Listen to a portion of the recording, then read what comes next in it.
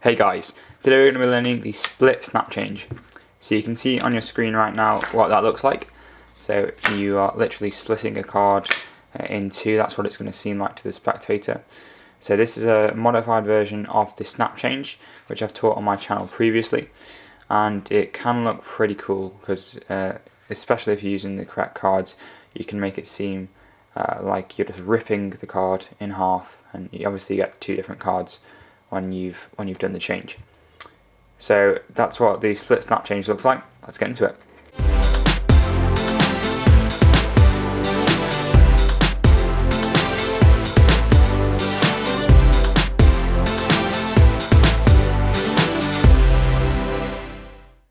Okay, so like I just mentioned, you are going to need to know how to do the basic snap change. So I have taught that on my channel before. It was one of my very first videos. It looks something like this from your point of view, so it just uses two cards and you just do that move right there. So we're going to need to know how to do that move in order to do this one, because this one's pretty much the same, only three cards are in use.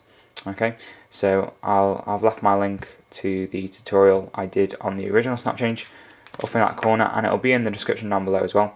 So please go and check that out if you haven't already, and I'm going to assume that you guys know how to do that for the rest of this video.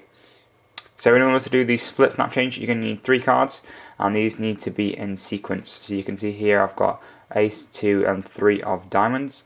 You don't have to use these three cards, you can obviously use any suit you want, and the values differ as well, so you can use like a 6, a 4 and a 2, and I'm trying to think of other things you could use, 8 and then a 6 and a 2. Basically what you need to happen is the face card, when you do the change, the two cards that it splits into, you need to add up to that original card. So you can see here that I've got a 3, and then my two other cards that I'm going to be splitting the 3 into add up to 3. I've got a 2 and an ace. So for example, if I was using a 6, I would use a 2 and a 4 to make 6. If I was using an 8, a 6 and a 2 to make 8, and so on. And this just makes the effect a little bit better. If you didn't use cards like that, when you split the cards that it splits into will look pretty random. And one of the great things about this change is it looks like you're just tearing the card apart into two different cards. So select the card you use carefully. Once you've done that, let's get into how to do the move. Okay, so you're going to start off in this order right here. You want the high card, the card that you're splitting, on top, if you're holding the little packet face up. Then you want your two other cards. Doesn't really matter what order these two are in. I like to have them just in ascending order like that. And you're going to take these in your right hand, and you're going to be gripping them in this bottom right hand corner, just like we did in the original snap change. So just two fingers over the pip and thumb pretty much in the same place on the back. So this is the ideal position to do a snap change. So if I had one less card, I could just do this and go into the snap change. So which is pretty much what we're going to do, only you do it slightly differently, because instead of just doing that, as you're doing that movement, your left hand, your left thumb and index and middle fingers are going to be on this the opposite corner, so this bottom left corner, and they sort of pull away the back card as you do the snap change. So that's how the whole move works. Let's just break that down in slow motion first before we get into it. You've got that going on, and you're just going to do the snap change as you do that. At full speed, it will obviously look like you're just splitting those cards apart. So one thing I had real trouble with when I was learning this split snap change is getting this back card away, like separating it from the other cards. That is by far the hardest bit of this move, getting that back card and separating it like that. The reason why it's so difficult to do is just because these two cards that you're splitting have a tendency to sort of stick together, and it can be quite difficult, and you can sometimes end up like doing that, taking both cards by accident, or you might not be able to get one at all. So I've toyed around with the change. I've decided the best way to do it is by holding the cards right at the bottom like that, and then sort of peeling it away as you do the change. That's how I get around the problem.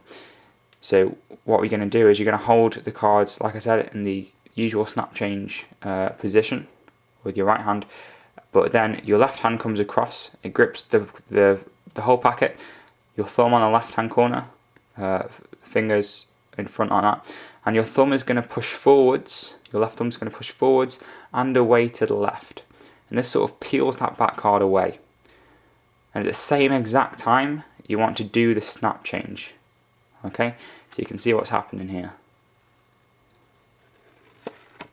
Complete the snap change, and now your two cards that you've split that card into are in this position right here, pretty much.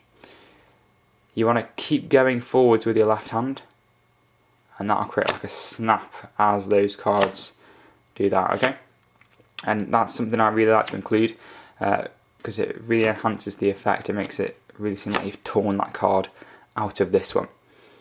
Okay, so once again, I've got my cards like that. Normal snap change position. Left hand comes across bottom corner, so it's peeling that the bottom card away to the left and forwards. Do the snap change, and end up like this. You'll finish in this position right here. And now I'll go through a couple of ways you can clean up the effect as well. Okay, so one way to clean up is when you do the entire change, you're going to be holding the deck in your left hand, and this is a bit tricky. I advise you learn how to do it really fluently before you get the deck in your left hand.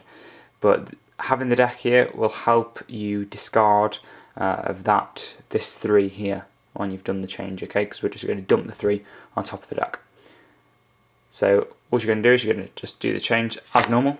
Okay, it is a bit tricky with the deck in hand, and from here you sort of grip those two cards like that. You're going to have this 2 a bit higher. You're just gripping it with your index finger there. So you've got those. And the great thing about this is these 2 cards shield the spectator's view of this card here. And right as you do that, so you've gone from here to here, and then you're going to move your right hand forwards, and you're just going to drop that card on top of the deck. Turn your wrist over and just show those 2 cards left. That's probably my favourite method of disposing of that card. It's very just like how I would dispose of the card in the basic snap change. If you've seen my video on that, obviously I just like to do that with my snap change. So it's just like how I would dispose of a card with that, except you've got 3 cards.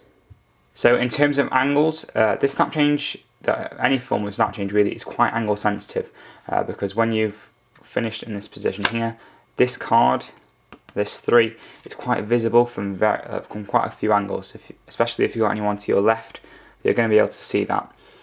So the best way to sort of go around this problem, have your spectators straight ahead of you or slightly to your right, because obviously your arm here, your right arm, can shield this card as well. You really don't want to be doing this with spectators to your left. So you want spectators to be sort of around this vicinity. Once you've got them there, another thing you can do is tilt the packet at about a 30-degree angle, 30, 40, somewhere between that, about like that, okay? So you don't want it straight, you want it about like that. And this helps hide that card when you've done the snap change as well. Okay, so you can see it's really covering off their view. Okay, so that's another great thing you can do with this in terms of angles. So you might be thinking that this is a really cool move, it looks really impressive, but how do I integrate this move into a trick? Well, there's loads of different uses for this move, and I'll just try to come up with a couple just to show you, to give you an idea. One idea is that you can force 2 cards onto spectators. So for this example, I've got the 4 of hearts and the 2 of hearts, and I'm going to force these 2 cards onto a spectator, and then I'm going to have this 6 of hearts on top of the deck. Okay. Once you force these 2 cards, you're going to control them back to the top any method you want, and then you'll be in this position here, the 6 and 3rd position, followed by the 2 and the 4. You tell the spectator that their cards are going to come to the top, one of them, whatever. Snap your fingers, do a triple lift. Of course, that'll show the 6. They'll say that obviously that wasn't their card, at which point you can then do the split snap change to show that you've got the 2 cards, you've just split the 6 to get their 2 cards, and there's a pretty impressive reveal of 2 cards. Of course, in that movement now, I just did the cleanup move as well, so I ditched the 6 on top of the deck. While they're looking at these 2 cards, you can hand them out. You can just do a quick one-handed cut with the deck, and that will hide all the evidence from that effect. So what you've done there, you've used your split snap change, and it creates a pretty damn cool effect. So another very quick idea, you don't have to actually split cards in half, like you don't have to split a 6 into a 4 and 2 or anything like that. You can actually split markings off cards. So for this example, I've got a 4 of spades with a little red dot on, and what I'm going to do is I'm just going to split that in half and into the 4 and the dot here. So you can like pull markings off cards, which is pretty cool. You can get a spectator, just draw a little dot on a card just to mark it and say, oh, we can actually just move that ink, just do that snap change, pull the ink off the card and show that actually the dot's not on the 4 anymore. It's just another little cool thing you can do. I'm sure you guys can think of loads of uses for this move as well. Leave those down in the comment section down below if you think of any more. So I was just going to show you those 2 things that you could do with it. Okay then guys, that's going to be all for today's video. If you did enjoy it, don't forget to leave a like, a favourite, comment and subscribe. And if you'd like to keep up to date with what's going on my channel, make sure to check out my Instagram and my Twitter accounts. The links will be down in the description below.